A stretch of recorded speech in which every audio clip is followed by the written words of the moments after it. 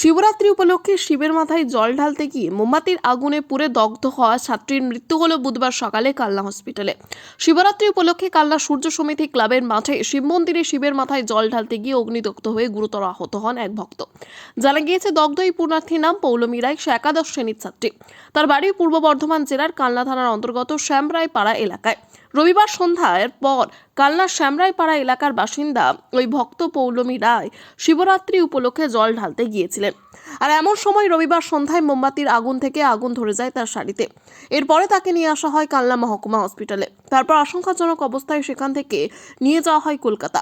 সেখানে বেসরকারি নার্সিংহোমে চিকিৎসার পর আর্থিক কারণে তাকে ফিরিয়ে নিয়ে আসা হয় গতকাল রাতে কালনা হসপিটালে।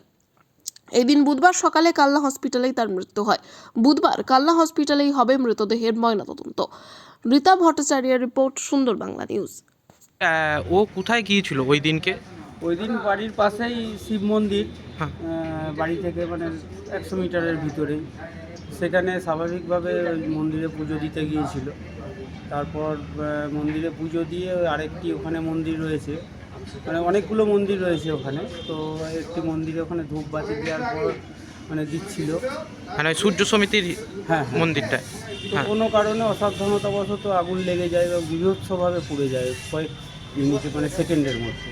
আচ্ছা। তারপর তো ওকে কালনা নিয়ে আসা হয়, এখান থেকে কলকাতা নিয়ে যাওয়া হয়।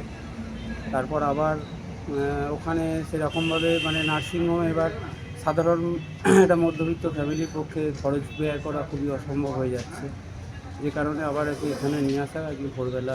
ওকে কবে নিয়ে এসেছিলেন এখানে? আজকে ভোরবেলা, মানে দিয়ে এখানেই ভর্তি ছিল?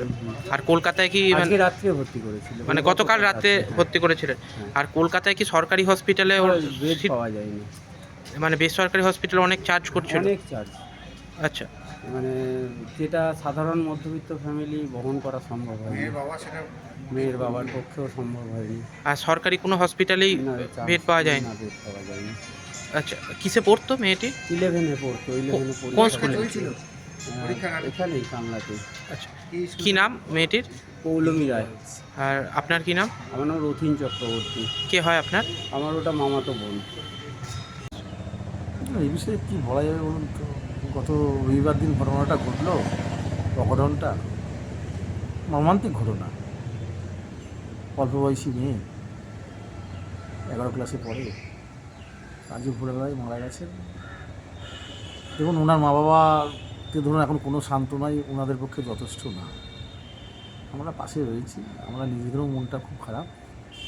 অনেক চেষ্টা করা হয়েছিল, কিন্তু 95% ধরুন দাহ হয়ে উড়ে গেছিল একদম।